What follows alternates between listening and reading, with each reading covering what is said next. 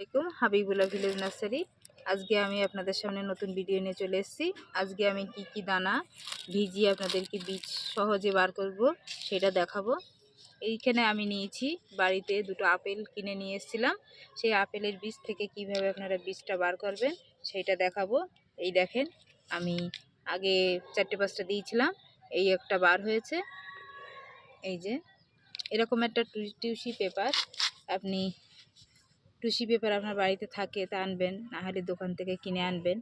একটা 25 টাকা নেয়, এমনি ঘরে ইউজ করতে লাগে। তা এইগুলো নিয়ে আপনি সহজে, এই যে আছে দানাগুলো, এই দানাগুলো আপনি এইভাবে টুসি পেপারে দিয়ে দেবেন, দিয়ে এইভাবে চাপা দেবেন।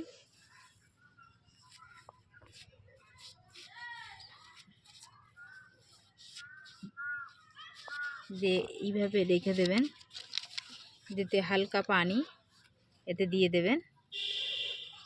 এরমভাবে দেবেন যেন এতে পানি বেশি ভেসে না থাকে, এরকমভাবে দেবেন যেন পানিটা, এই দেখেন একটু পানি নেই, যেন এই ভিজে থাকে। দিয়ে এটা আপনি 1 সপ্তাহ আপনি রেখে দেবেন। একটু পাতলা দেখেন, দরকার হয় যদি একটু পাতলা হয়ে যায়, দেখা যাচ্ছে, আপনি একটু মোটা করে দেবেন, যে এর ভিতরে প্রত্যেকটা বীজ পার হয়ে যাবে। আমি একটা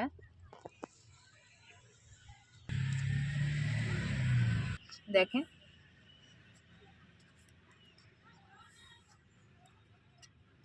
আপনি 1 সপ্তাহ পর এগুলো পুরো বার করে দেখবেন যে কত দূর আপনার হয়েছে। আমি 10 দিন দিয়েছি টাইম, সেখানে আপনি 1 সপ্তাহ করতে পারেন, 10 দিনের ভিতরে দেখতে পারেন। কেন এখন ঠান্ডা আছে, আপেলের চারা এখন বার হবে। অন্য সময় কোনো টাইমে, গরমের সময় বা এখানে তো হয় না, এগুলো কাশ্মীরে বেশি হয়। কেন আপেলটা ইন্ডিয়ার ভিতরে নেই ও বাইরের ভিতরে নেই, বেশিরভাগ আছে যে কাশ্মীরেই আপেলটা হয়। তো এটা হলো আমাদের একরকম কুলের মতন একটা জাত আছে, সেই জাতের আপেলের বীজ এটা হলো। এটা দিয়েছি। আর একটা আপনাদেরকে দেখাচ্ছি, এরকম আপনার বাড়িতে সাবান যদি ইউজ করেন, এই সাবানের এতেও রাখতে পারেন, অন্য কোনো কোটোও রাখতে পারেন। এই যে নিয়েছি, এখন এই সময় আলু হয়, আলু চাষের সময় আলু চাষ করে, তার মাঝখানে কুমড়ো চাষ করে। তা আমি এটা আজকে কিভাবে বীজটা আপনি বার করবেন সহজে পদ্ধতি আপনাকে জানাচ্ছি। আপনি এইভাবে সহজে বানাবেন এগুলো। এটাও এইভাবে,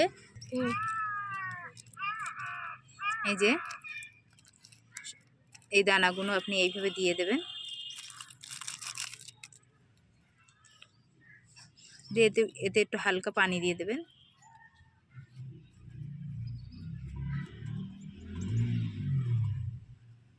প্রত্যেকটা বীজ আপনার বার হয়ে যাবে। আমি লাউ গাছেরও বীজ আপনাদেরকে দেখিয়েছি কিভাবে সহজে লাউ গাছে বার হয়ে যাবে। এভাবে আপনি দিয়ে 3 দিন পর কি 4 দিন পর আপনি বার করে দেখবেন। এই যে দেখেন, দেখেন এই যে আছে, এইটা দিয়ে আপনি ঢেকে দেবেন। এই যে দুটো আপনাদেরকে দেখালাম, আর একটা দেখাচ্ছি। এই যে এগুলো ধনেপাতা, এই যে ধনেপাতা আপনি বাজার থেকে 10 টাকায় কিনে আনবেন। এই ধনেপাতাগুলো আমি কিভাবে আপনি ভেজাবেন, এই ধনেপাতাটা আমি এখন বিকাল 5টা বেজে গিয়েছে, এই 5টার সময় ভেজেছি। আপনি কাল সকালবেলা এটা দিয়ে বিকেলের ভিতরে রোপণ করতে পারবেন। তো এতে আমার যতটা প্রয়োজন, আমি যতটা বসাবো সবই বসানোর দরকার নেই, কেন আমি আরও বসিয়েছি। এটা আপনাদেরকে ভিজিয়ে দেখাইনি কীভাবে।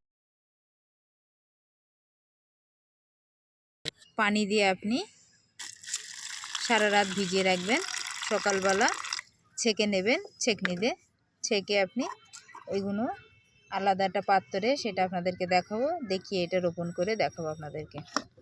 তারপর দেখেন এইগুলো নিয়ে এসেছি গাজরের বীজ। এই গাজরের বীজ সহজে আপনি দোকান থেকে আনতে পারবেন, যেখানে নার্সারির থেকে আনতে হবে না, যেখানে দানা বীজ পাওয়া যায় সেখান থেকে। এটা হলো গাজরের, আমি এটা নিয়ে এসেছি 5 টাকার, বেশি না। দেখেন এই 5 টাকার বীজ, তার সঙ্গে দেখেন এটা মনে হচ্ছে আপেলের চারার বীজ চলে এসেছে। তা এইগুলো আমি রোপণ করে আপনাদেরকে দেখাবো। এখনো মাটি আমার আছে প্রস্তুত করা। এই যে আছে এখানে গোবর আমি শুকিয়ে রেখেছিলাম, আর এখানে যা আছে পাতা পচা আর সবজি পচা খোলা, এগুলো মিক্স করে এখন গাছে দেবো।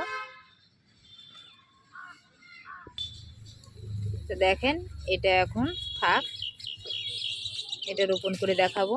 আর একটা জিনিস, এই যে এরকম কত চালের বস্তা আপনার বাড়িতে পড়ে থাকে, আমি কোনো জিনিসও বেকার ফেলে রাখি না, সবই কাজে লাগাই। এই যে বাড়িতে দেখেন আমার কত খোলা হয়েছে, আর এমনিও দেখতে পাচ্ছেন কত আছে, ওগুলো পচিয়ে লিকুইড বার করছি। এইগুলো দিয়ে আমি একটা প্রস্তুত করব। দেখেন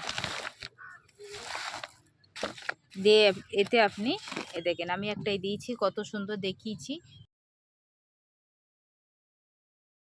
আমি বসিয়েছিলাম, দেখেন কত সুন্দর পাতাটা হয়েছে আর চকচক করছে। ভিডিওটা করলাম আপনাদেরকে কিভাবে বীজ আপনি বাড়িতে সহজে, যদি আপনি মাটিতে দেন, সেই মাটিতে আপনার ঘুঘরু পোকায় দানার বীজগুলো সবই খেয়ে নেবে, কি পিঁপড়েই খেয়ে নেবে, যে কোনো জিনিস খেয়ে নেবে। তা আপনি বীজ করে বার করে আপনার 3-4 দিনের মতন চারাগুলো পুরো সঙ্গে সঙ্গে বার হয়ে যাবে। আপনি সহজে আপনার দানা একটাও নষ্ট হবে। আমি প্রত্যেক গাছটাই আমি এইভাবে করে আমি বসাই। তা আজকের ভিডিও যদি আপনাদের এই পরিচর্যা ভালো লাগে, এটা লাইক শেয়ার সাবস্ক্রাইব, ভালো থাকেন আপনিও।